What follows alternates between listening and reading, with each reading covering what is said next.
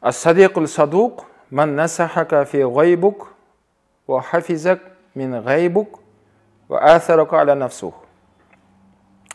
Пайғамбар алейхиссалам айтады, достың ең ішіндегі шынайы достың бойында мынандай үш қасиет болады дейді. Демек бұл хадистен түсінгеніміз, біздің өмірімізде жалпы дос көп болады. Елдің бәрі ой досым деп сөйлейді. Ой мен мына доспен араласам дейді, басқа дейді. Бірақ солардың ішіндегі шынайы достың бойында мына үш қасиет болады. Осы үш қасиет кімде болса, сіздің шынайы досыңыз сол болады. Қалғандар жай фон. Өзінің бір мақсат үшін, бір көздеген мүддесі үшін жүрген болуы мүмкін, жаңында дос болып, уақытша дейді оны. Өзің сол жететін бір деңгейге жеткенге шейін адам пайдалануы мүмкін. Бірақ сол араласатын достардың ішіндегі шынайы сенің дос деп айта алатын достың бойында ма үш нәрсе болу керек дейді. Ол қандай? Расулаллах айтады, біріншісі сенің айыбыңды айтады ол саған. Қазақ сөйтіп айтқан, мынау дос жылатып айтады дейді. Дұшпан күлдіріп айтады дейді. Демек кейде достар ренжиді бір-біріне. Ой, сен бетім айттың ғой дейді. Оған ренжімеу керек. Расулаллах айтады, нағыз достың ішіндегі ең шынайы дос сол саған дейді. Насихат біреу саған айтса, өзіңе жеке, досым, мен сен өзіңе айтайын жүр.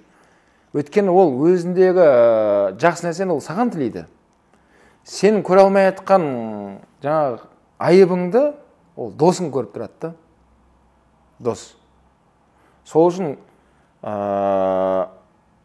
өзіңе насихат айтқан досқа ренжімеу керек. Бәлкім оның астын сызып қой керек, менің шынайы досым осы екен ғой деп. Сенің айыбыңды айтса егер саған. Екіншісі, ва хафизака мин ғайбук. Сен жоқ кезде, сен туралы бір ортада әңгіме болса, достардың арасында, көпшіліктің ортасында, саған ғайбат сөйлеттірмейді ол. Сен туралы адамдармен сөйледі таласа, тартса да, сөзге кеп қалады сен туралы. Бірақ сенің сыртынан ол ғайбат сөйлеттірмейді дейді Расулаллах айтады. Сен туралы былайша айтқанда шаң қондырмайды саған. Қазақ сөйтіп айтады. Шынайы дос сондай болады дейді. Үшінші сипаты ва асарука аля нафсу. Үшінші сипаты мынау өзінің нәпсісіне де сені жоғары қояды дейді. Кейде сондай достар бар, өзіне жаңағыдай бір қиыншылық сәтке түсіп қалуы мүмкін. Дос үшін болады бірақ ол. Өзінің былайша айтқанда досы үшін құрбандыққа беруге дайын. Мысалы өзінде бір маңызды жұмысы бар, и досы да оны көмекке шақырып жатыр.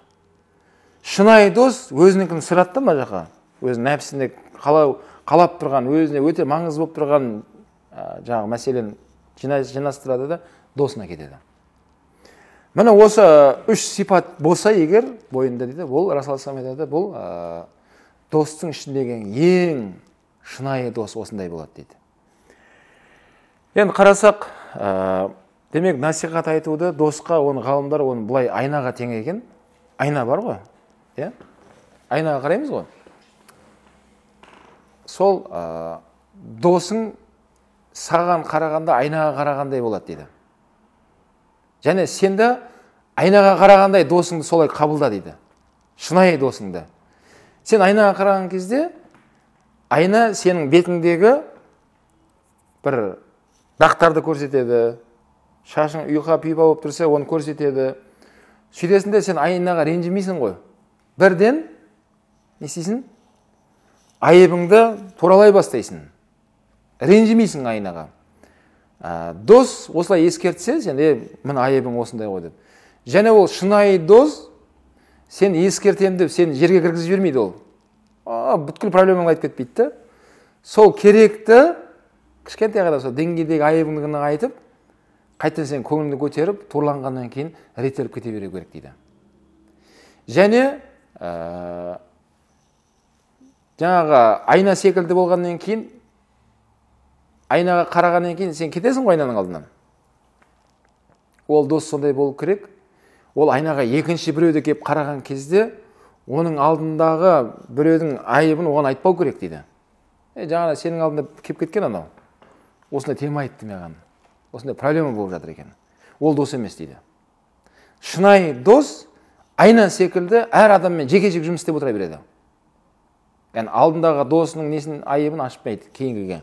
Кейінгі өзінің деңгейінде қабылдауы мүмкін байланысқан адаммен. Мына ғалымдар соны айнаға теңеген де, шынайы досты. Сенің келбетіңді көрсетіп береді деген.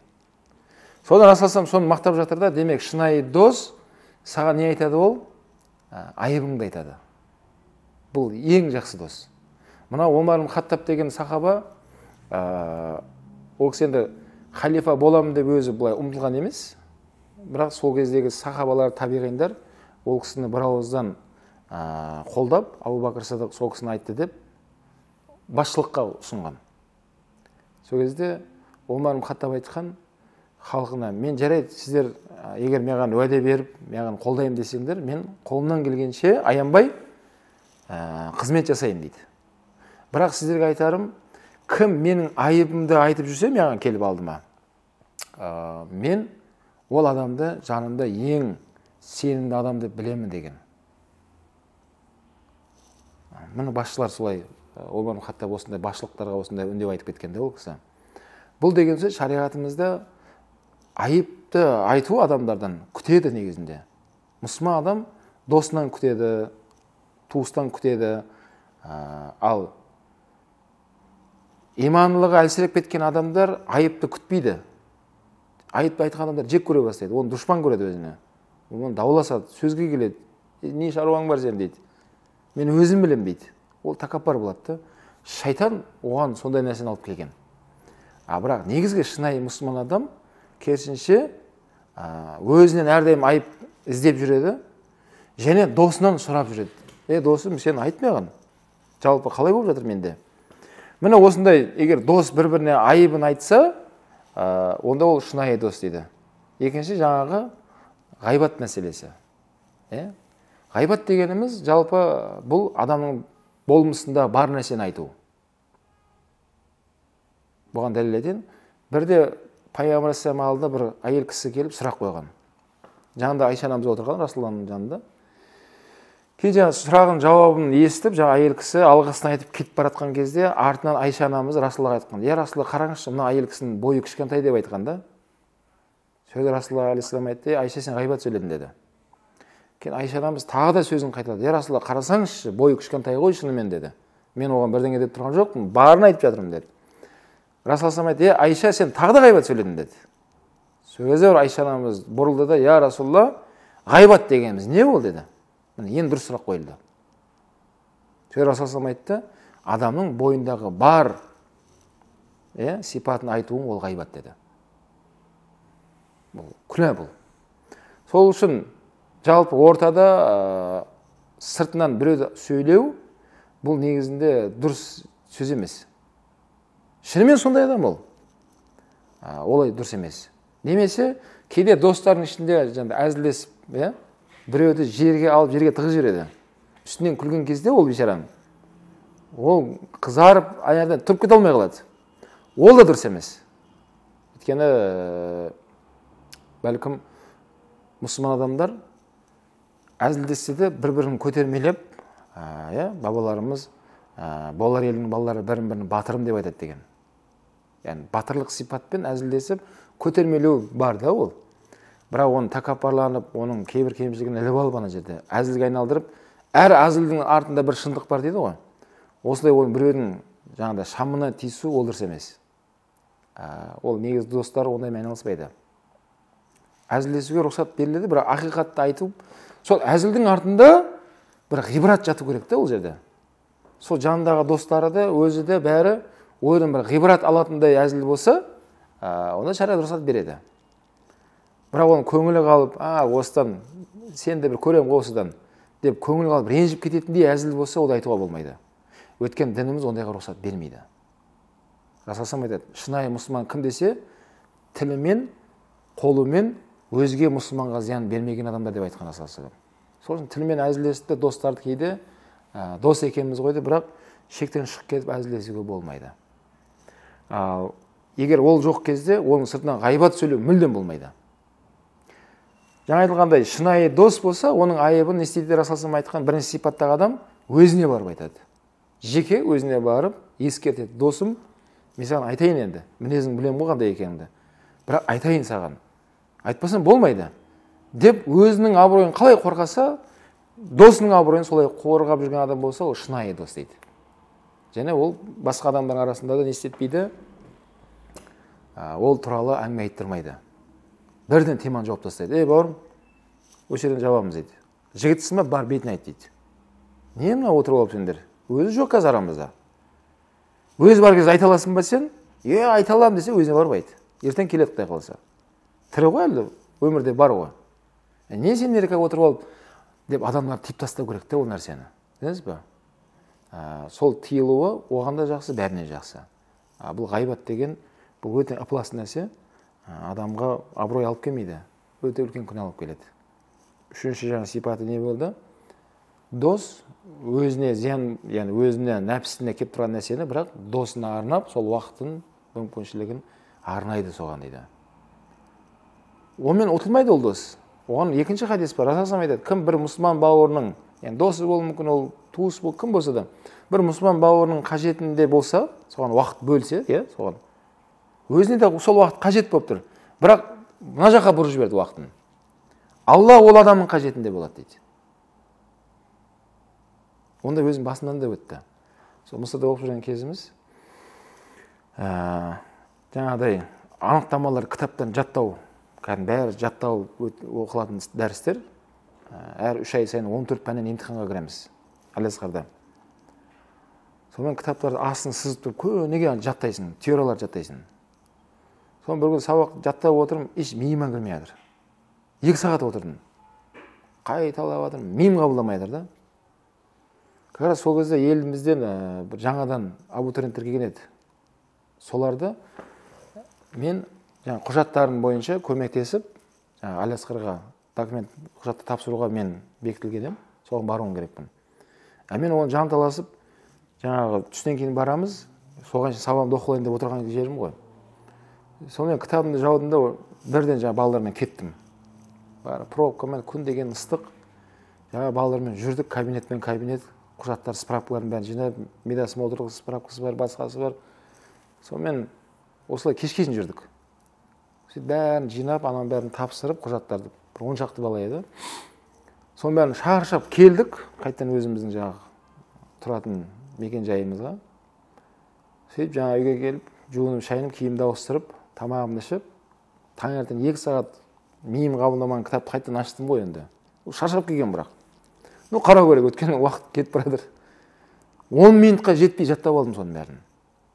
Мен сол кезде Расулullah айтқан сол хадисін әлі есімде, сол сөзді түртіп қойғам. Соны әлі күнге шейін өмірімде қолдануға тырысамын. Қолданамын. Мысалы, кейде бір жағдай болып тұрады, болмай жатады. Тастаймын да досыма или біреуге көмектесіп кетіп қаламын. Соған уақыт бөліп, соның шаруасымен жүрем. Келсе, мұнан Алла бітіріп қояды. Субханалла. Көрдіңіз ба?